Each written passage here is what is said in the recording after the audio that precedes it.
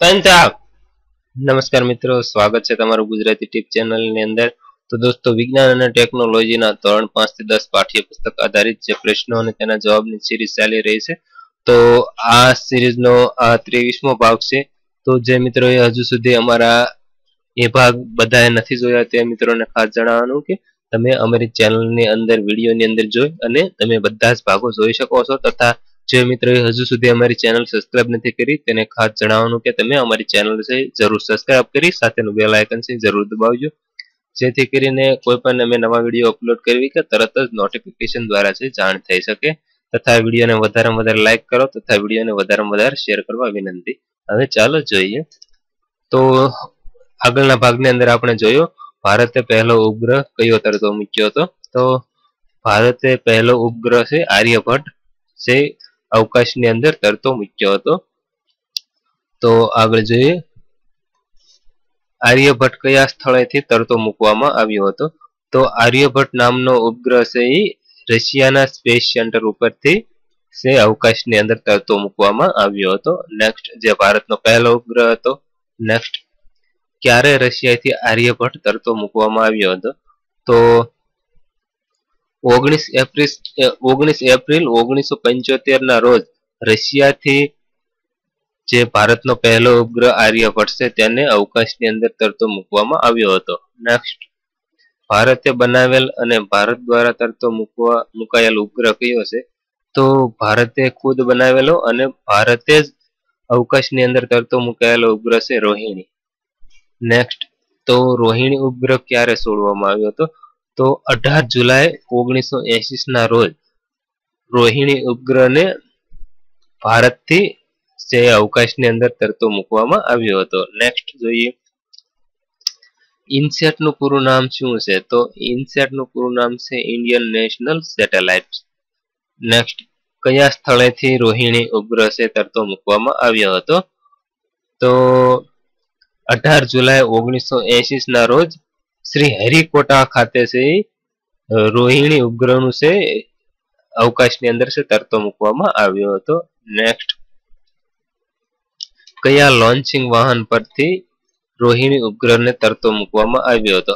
તો SLV એટલે કે સેટેલાઇટ લોન્ચિંગ વ્હીકલ 3 ઉપરથી છે રોહિણી નામનો ઉપગ્રહ છે શ્રી હરિકોટા ખાતેથી 18 જુલાઈ 1980 ના રોજ છે અવકાશની અંદર છોડવામાં આવ્યો હતો। નેક્સ્ટ રોહિણી ઉપગ્રહ છોડ્યા બાદ ભારત ઉપગ્રહ ક્લબનું કયા નંબરનું સભ્ય બન્યું હતું। તો ભારતે જ્યારે રોહિણી ઉપગ્રહ અવકાશની અંદર છોડ્યો ત્યારબાદથી ભારત છે ઉપગ્રહ ક્લબનું છે 6થા નંબરનું સભ્ય બન્યું હતું। નેક્સ્ટ સંદેશા વ્યવહાર ક્ષેત્રે ક્રાંતિ લાવવા માટે ભારતે કયો ઉપગ્રહ તરતો મૂક્યો હતો। તો સંદેશા વ્યવહાર ક્ષેત્રે ક્રાંતિ લાવવા માટે ભારતે સૌપ્રથમ ઇનસેટ 1A નામનો ઉપગ્રહ છે અવકાશની અંદર તરતો મૂકેલો। નેક્સ્ટ તો ઇનસેટ 1A ની નિષ્ફળ થતા બીજો કયો ઉપગ્રહ તરતો મૂક્યો હતો। તો જ્યારે ઇનસેટ 1A નામનો ઉપગ્રહ છે નિષ્ફળ થયો ત્યારે તેની જગ્યાએ ઇનસેટ 1B નામનો ઉપગ્રહ છે અવકાશની અંદર તરતો મૂકવામાં આવ્યો હતો। નેક્સ્ટ જોઈએ ભારતના પ્રથમ અવકાશ યાત્રી કોણ હતા। તો ભારતના પ્રથમ અવકાશ યાત્રી હતા રાકેશ શર્મા। નેક્સ્ટ કયા દેશના અવકાશયાનમાં રાકેશ શર્મા છે અવકાશની અંદર ગયા હતા। તો રશિયાના અવકાશયાનની અંદર છે રાકેશ શર્મા છે અવકાશમાં ગયા હતા। જો રાકેશ શર્મા છે ભારતના પ્રથમ અવકાશ યાત્રી છે। નેક્સ્ટ રાકેશ શર્મા ક્યારે અવકાશમાં ગયા હતા। તો રાકેશ શર્મા 3 એપ્રિલ 1984 ના રોજ રશિયાના અવકાશયાન દ્વારા છે રાકેશ શર્મા અવકાશની અંદર ગયેલા। નેક્સ્ટ જોઈએ મોસમના અભ્યાસ માટે પ્રથમ ઉપગ્રહ કયો હતો। તો મોસમના અભ્યાસ માટે કલ્પના 1 નામનો ઉપગ્રહ છે પ્રથમ છોડવામાં આવ્યો હતો। નેક્સ્ટ મોસમના અભ્યાસ માટેનો પ્રથમ ઉપગ્રહ ક્યારે છોડવામાં આવ્યો હતો। તો 12 સપ્ટેમ્બર 2002 ના રોજ મોસમના અભ્યાસ માટે પ્રથમ ઉપગ્રહ છે છોડવામાં આવેલો। આ પ્રથમ ઉપગ્રહ છે કલ્પના 1। નેક્સ્ટ જોઈએ ભારતના અવકાશ સંશોધન કાર્યક્રમની શરૂઆત ક્યારે કરવામાં આવી હતી। તો ભારતની અંદર અવકાશ સંશોધન કાર્યક્રમની શરૂઆત 19 62 ની અંદર કરવામાં આવી હતી. નેક્સ્ટ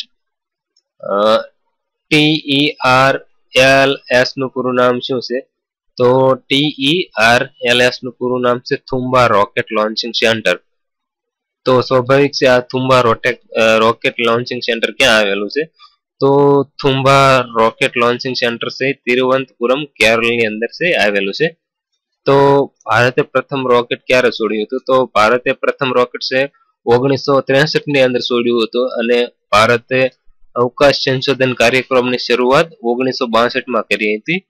એટલે જ્યારે ભારતે 1962 ની અંદર અવકાશ સંશોધન કાર્યની શરૂઆત કરી એના એક જ વર્ષની અંદર છે ભારતે પ્રથમ રોકેટ છોડ્યું હતું જે 1963 ની અંદર છોડ્યું હતું. Next Indian space research center organization સંસ્થાની સ્થાપના ક્યારે કરાઈ હતી? તો Indian space research center organization સંસ્થાની સ્થાપના છે 15 ઓગસ્ટ 1969 ની અંદર કરવામાં આવી હતી. Next Bharat department of space and કમિશનની સ્થાપના ક્યારે કરવામાં આવી હતી? તો Bharat department of space and કમિશનની સ્થાપના 1972 ની અંદર કરવામાં આવી હતી. નેક્સ્ટ જોઈએ કયા દેશના ઉપગ્રહની મદદથી ભારતમાં સૌપ્રથમ ટેલિવિઝન પ્રસારણની શરૂઆત કરવામાં આવી હતી? તો અમેરિકાના ઉપગ્રહની મદદથી સૌપ્રથમ ભારતની અંદર ટેલિવિઝન પ્રસારણ સેવાની શરૂઆત કરવામાં આવી હતી. નેક્સ્ટ જોઈએ અણુશક્તિ માટે જરૂરી કાચી ધાતુઓ કઈ કઈ છે? તો અણુશક્તિઓ માટે જરૂરી કાચી ધાતુઓ છે યુરેનિયમ અને થોરિયમ. નેક્સ્ટ ભારતમાં અણુશક્તિમાં વપરાતી કઈ કાચી ધાતુ પુષ્કળ પ્રમાણમાં પ્રાપ્ત થાય છે?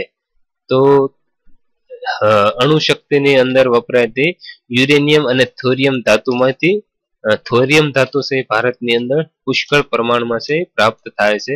નેક્સ્ટ થોરિયમ ભારતમાં મુખ્યત્વે કયા રાજ્યમાંથી પ્રાપ્ત થાય છે? તો અણુશક્તિની અંદર વપરાતી યુરેનિયમ અને થોરિયમ ધાતુ જેમાં વધારે પ્રમાણમાં થોરિયમ ધાતુ છે ભારતની અંદર પ્રાપ્ત થાય છે. આ થોરિયમ ધાતુ છે ભારત રાજ્યના મુખ્ય કેરળ અને તમિલનાડુ આ બંને રાજ્યોમાંથી ખૂબ મોટા પ્રમાણમાં છે પ્રાપ્ત થાય છે. નેક્સ્ટ જોઈએ તો બિહારમાં કયા સ્થળેથી યુરેનિયમ મળી આવે છે? તો બિહારના જદુઘોડા નામનું એક સ્થળ છે આ સ્થળેથી યુરેનિયમ મળી આવે છે. નેક્સ્ટ કર્ણાટકના કયા ઘાટમાંથી યુરેનિયમ મળી આવે છે? તો આરાબેલ ઘાટ છે કર્ણાટકનો ત્યાંથી આપણને યુરેનિયમ છે પ્રાપ્ત થાય છે. નેક્સ્ટ મેઘાલયની કઈ ટેકરીઓમાંથી યુરેનિયમ મળી આવે છે? તો મેઘાલયની જે ગારો નામની ટેકરીઓ છે ત્યાંથી આપણને યુરેનિયમ છે પ્રાપ્ત થાય છે. નેક્સ્ટ જોઈએ BARC નું પૂરું નામ શું છે? તો BARC નું પૂરું નામ છે ભાભા એટોમિક રિસર્ચ સેન્ટર. આ ઘણી વખત પ્રશ્નો પૂછાતો હોય છે. નેક્સ્ટ જોઈએ ભારતની પહેલી અણુભઠ્ઠી કઈ હતી? તો ભારતની સૌપ્રથમ પહેલી અણુભઠ્ઠી હતી અપ્સરા. નેક્સ્ટ અપ્સરા અણુભઠ્ઠી ક્યાં આવેલી છે? તો અપ્સરા અણુભઠ્ઠી છે ટ્રોમ્બે એટલે કે મહારાષ્ટ્રનું સ્થળ છે ત્યાં આવેલી છે. નેક્સ્ટ અપ્સરા અણુભઠ્ઠીની શરૂઆત ક્યારે કરવામાં આવી હતી? તો અપ્સરા અણુભઠ્ઠીની શરૂઆત છે 4 ઓગસ્ટ 1956 ના રોજ છે કરવામાં આવી છે.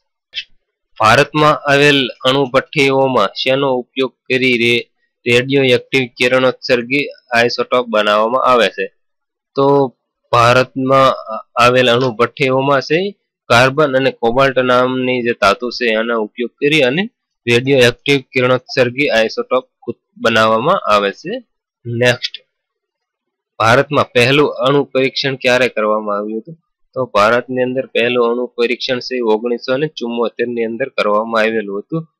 તો જોઈએ કે પહેલું અણુ પરીક્ષણ કયા સ્થળે કરવામાં આવ્યું હતું? તો ભારતની અંદર પહેલું અણુ પરીક્ષણ 1974 ની અંદર પોખરણમાં કરવામાં આવ્યું હતું. નેક્સ્ટ ભારતે બીજું અણુ પરીક્ષણ ક્યારે કર્યું હતું? તો ભારતે બીજું અણુ પરીક્ષણ 1998 ની અંદર કર્યું હતું. પહેલું પરીક્ષણ 1974 માં પોખરણમાં અને બીજું 1998 માં કર્યું હતું.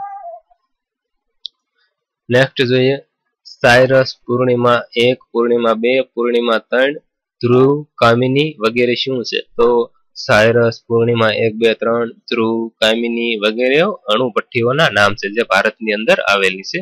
નેક્સ્ટ જોઈએ વિશ્વની 5 મહાસત્તા કઈ કઈ છે? તો વિશ્વની 5 મહાસત્તા અમેરિકા, રશિયા, ચીન, ફ્રાન્સ અને બ્રિટન આ 5 વિશ્વની મહાસત્તાઓ છે. નેક્સ્ટ એનપીટી એટલે શું? એનપીટી એટલે ન્યુક્લિયર નો પ્રોલિફરેશન ટ્રીટી. નેક્સ્ટ જોઈએ અણુશક્તિનો ફેલાવો રોકવા માટે કઈ સંધિ કરવામાં આવે છે? તો અણુશક્તિનો ફેલાવો રોકવા માટે છે એનપીટી એટલે કે ન્યુક્લિયર નો પ્રોલિફરેશન ટ્રીટી નામનું છે સંધિ છે કરવામાં આવે છે. નેક્સ્ટ જોઈએ અણુ વિજ્ઞાનના શિક્ષણ અને પ્રયોગ માટે કયા સ્થળે સાયક્લોટ્રોનની સ્થાપના કરવામાં આવી છે? તો અણુ વિજ્ઞાનના શિક્ષણ અને પ્રયોગો માટે છે કોલકાતાની અંદર છે સાયક્લોટ્રોનની સ્થાપના કરવામાં આવેલી છે. નેક્સ્ટ તો કઈ સંસ્થા દ્વારા કલકત્તાની અંદર સાયક્લોટ્રોનની સ્થાપના કરવામાં આવી છે? તો BARC Bhabha atomic research centre દ્વારા છે કલકત્તાની અંદર છે સાયક્લોટ્રોનની સ્થાપના કરવામાં આવી છે જે વિજ્ઞાન અને વિજ્ઞાનના શિક્ષણ અને પ્રયોગો માટે છે માટેનું સ્થળ છે. નેક્સ્ટ ભૂગર્ભ અણુ પ્રયોગ માટે કઈ લેબોરેટરી બનાવવામાં આવી છે? તો ભૂગર્ભ અણુ પ્રયોગો માટે છે હાઈ ઓલ્ટિટ્યુડ લેબોરેટરીની સ્થાપના કરવામાં આવી છે એટલે કે બનાવવામાં આવી છે. તો કયા કયા સ્થળે હાઈ ઓલ્ટિટ્યુડ લેબોરેટરી બનાવવામાં આવી છે? તો બેંગલુરુ અને શ્રીનગરની અંદર છે હાઈ ઓલ્ટિટ્યુડ લેબોરેટરીની સ્થાપના કરવામાં આવી છે જે ભૂગર્ભ અણુ પ્રયોગો માટે બનાવવામાં આવેલી છે. નેક્સ્ટ રાણા પ્રતાપ સાગર અણુ વિદ્યુત મથક ક્યાં આવેલું છે? તો રાણા પ્રતાપ સાગર અણુ વિદ્યુત મથક રાજસ્થાનના કોટા પાસે આવેલું છે. તો તેવી જ રીતે કલ્પકમ અણુ વિદ્યુત મથક ક્યાં આવેલું છે? તો કલ્પકમ અણુ વિદ્યુત મથક છે તમિલનાડુની અંદર આવેલું છે. તો તેવી જ રીતે નરોરા અણુ વિદ્યુત મથક ક્યાં આવેલું છે? તો નરોરા અણુ વિદ્યુત મથક ઉત્તર પ્રદેશની અંદર આવેલું છે. નેક્સ્ટ જોઈએ તો ગુજરાતમાં કયું અણુ વિદ્યુત મથક આવેલું? તો ગુજરાતની અંદર કાકરાપાર જે સુરતની અંદર સુરતની પાસે આવેલું છે આ અણુ વિદ્યુત મથક આવેલું છે. નેક્સ્ટ જોઈએ તો કોંગા અણુ વિદ્યુત મથક ક્યાં આવેલું છે? તો કોંગા અણુ વિદ્યુત મથક છે કર્ણાટકની અંદર આવેલું. તો તેવી જ રીતે રાવતભાટા અણુ વિદ્યુત મથક ક્યાં આવેલું છે? તો રાવતભાટા છે અણુ વિદ્યુત મથક છે રાજસ્થાનની અંદર આવેલું છે. તો દોસ્તો આ હતા વિજ્ઞાન અને ટેકનોલોજીના ધોરણ 5 થી 10 આધારિત જે પ્રશ્નો પૂછાય છે તેનો આ 23મો ભાગ હતો. તો દોસ્તો આગળનો 24મો ભાગ જોવા માટે તમે પ્લીઝ અમારી ચેનલ સબસ્ક્રાઇબ કરી સાથેનું બેલ આઇકન છે જરૂર દબાવો તથા વિડીયો પસંદ હોય તો એક લાઈક કરી વધારેમાં વધારે શેર કરવા વિનંતી. આભાર. સબસ્ક્રાઇબ કરો ગુજરાતી ટીપ YouTube ચેનલ અને સાથે બેલ આઇકન દબાવી ઓકે કરો.